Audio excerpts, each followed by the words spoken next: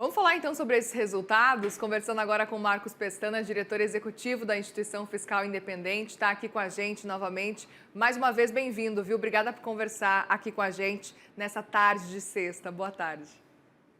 Obrigado, Muriel, pelo convite, mais uma vez aqui com a CNN e seus espectadores. Gostaria muito de saber a avaliação então desse resultado para o mês de julho. Estamos falando de uma alta, mas qual que foi a percepção de vocês?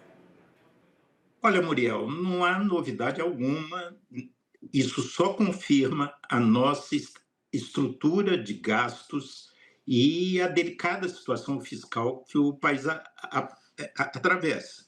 Você tem a reafirmação de três características fundamentais: déficits orçamentários recorrentes desde 2014, portanto, há 11 anos, dívida crescente e investimentos insuficientes.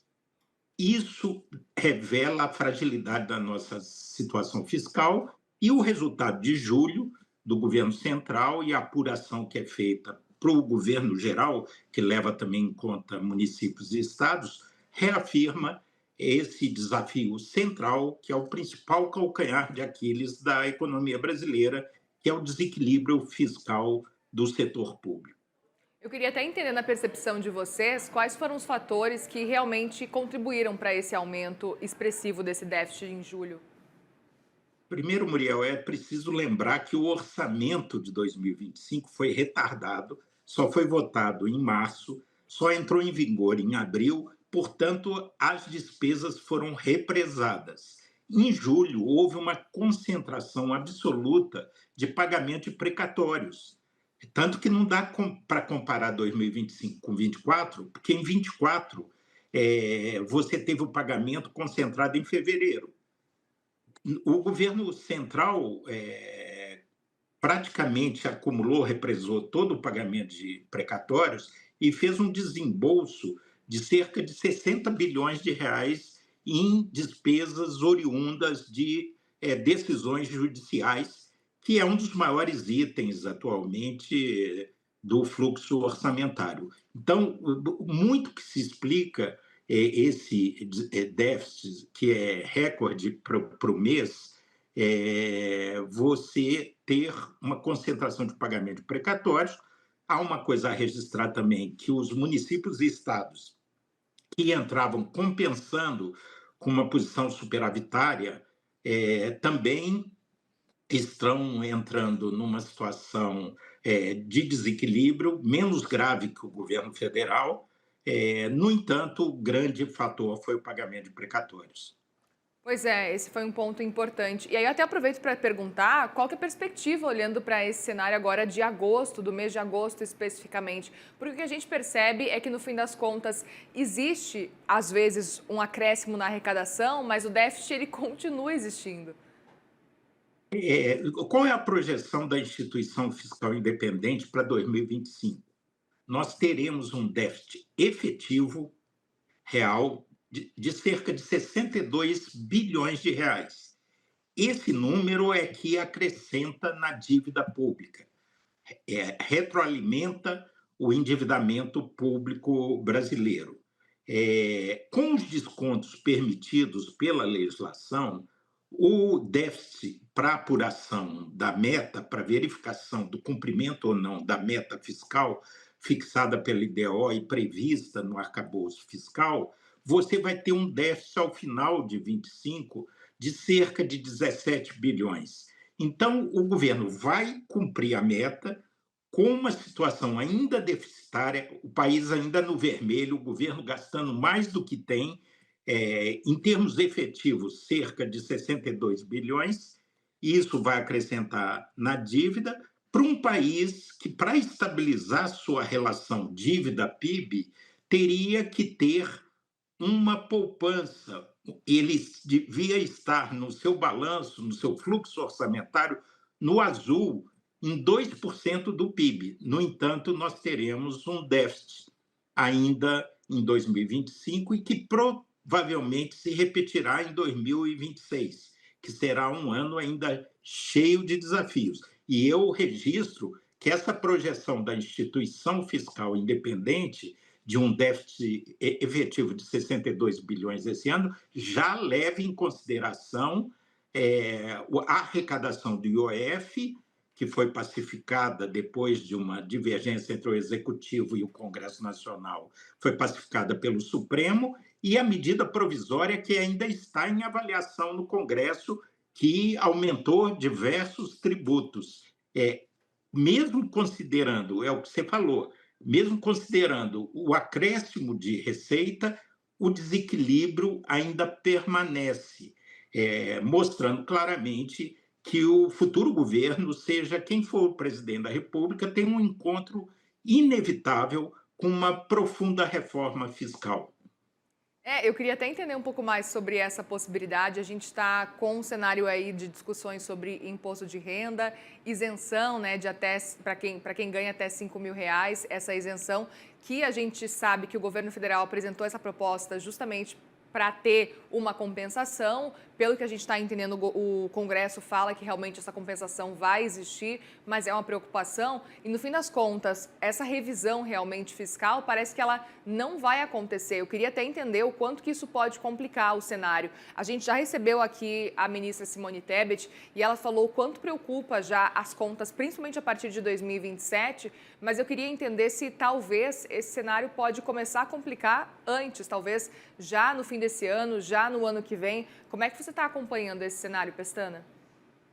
Olha, essa projeção da instituição fiscal independente de um déficit real de 62 bilhões, levando em consideração o aumento do IOF e o aumento dos tributos sobre JCP, sobre transações tributárias, créditos tributários, sobre as fintechs, sobre as apostas eletrônicas, corre o risco de ainda piorar o resultado se o Congresso desidratar tanto a questão do projeto do imposto de renda, da isenção, se não houver as compensações devidas à isenção dada até quem ganha 5 salários mínimos, e também na própria medida provisória 303, que é essa que aumentou diversos tributos para arrecadar em 2025 e 2026 e fechar as contas.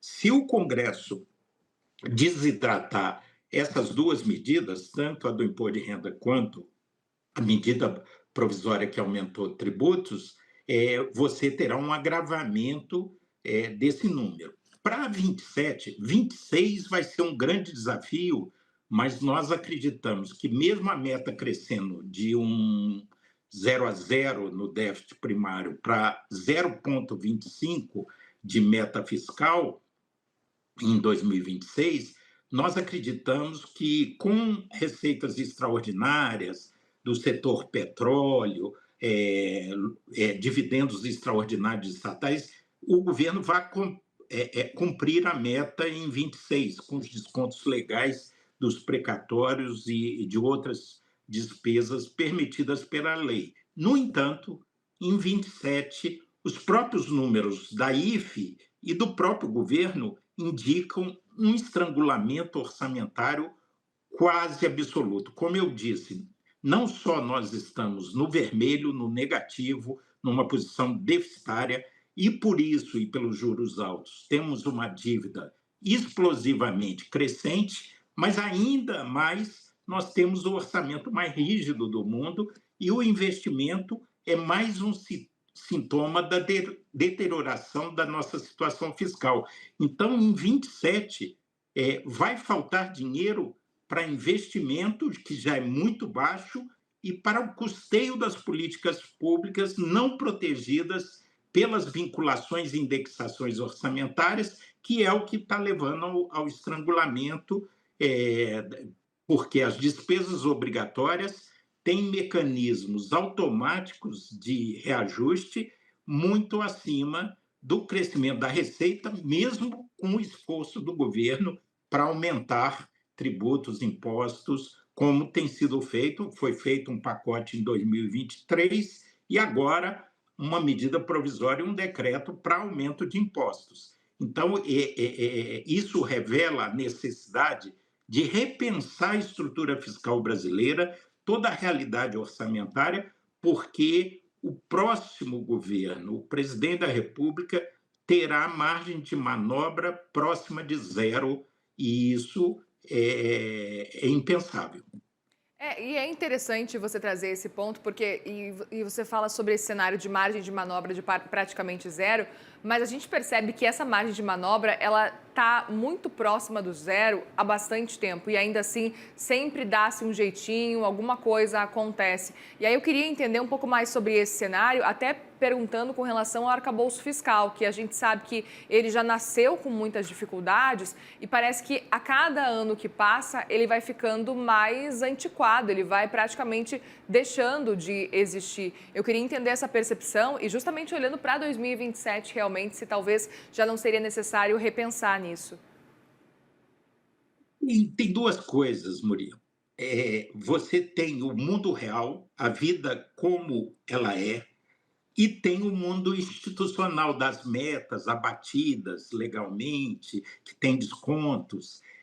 Na vida real, nós vamos caminhar por um grande estrangulamento, mas, por exemplo, há uma emenda constitucional tramitando no Congresso, por sugestão do Ministério da Fazenda, do governo federal, foi introduzida uma questão que é o desconto integral dos precatórios a partir de 2027, quer dizer, só vai computar para a meta crescentemente 10% ao ano do total de precatórios, que não são abatidos hoje, só uma parte deles são abatidos da meta.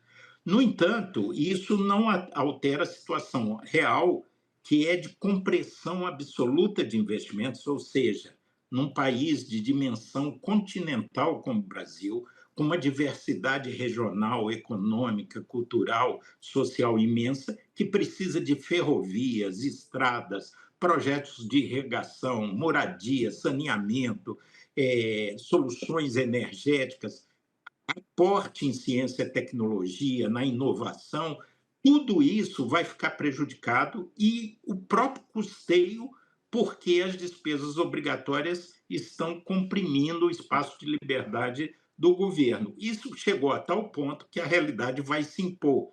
E aí é de se esperar que o próximo presidente da República, seja o presidente Lula reeleito, seja um outro opositor que ganha a presidência em 2026, sem dúvida alguma, haverá uma profunda reforma na estrutura fiscal do governo federal, com reformas diversas nas despesas tributárias, na questão previdenciária, na reforma administrativa, nas desvinculações e desindexações de despesas orçamentárias, enfim, uma mudança da lógica.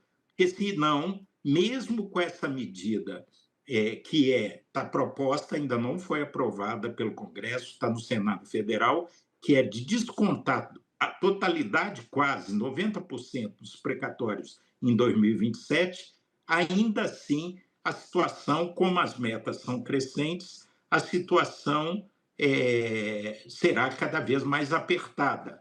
E eu volto a repetir, nós precisamos aumentar os investimentos, desengessar o orçamento, estancar a dívida, e para isso era preciso, para estancar a dívida, de um superávit de 2% do PIB. Nós estamos com sinal negativo em torno de 0,5% de déficit primário, que a gente acha que vai dar mais ou menos em 2025. Então, a situação a médio prazo, tanto o arcabouço quanto a situação mais geral orçamentária é insustentável e vai demandar uma reorientação geral da questão orçamentária. E, por outro lado, é preciso monitorar estados e municípios, porque, senão, uma nova frente de batalha se abre e aquilo que estava mais ou menos sob controle pode se deteriorar, e aí sempre é tradição do Brasil. Os estados e municípios batem na porta do governo federal, que está extremamente fragilizado. Exatamente, esse é o problema. Muitíssimo obrigada, Marcos Pestana, diretor executivo da Instituição Fiscal Independente. Obrigada mais uma vez pela conversa, sempre muito bom te receber aqui. Obrigado, Muriel, sempre à disposição. Obrigada, uma boa tarde, bom fim de semana também.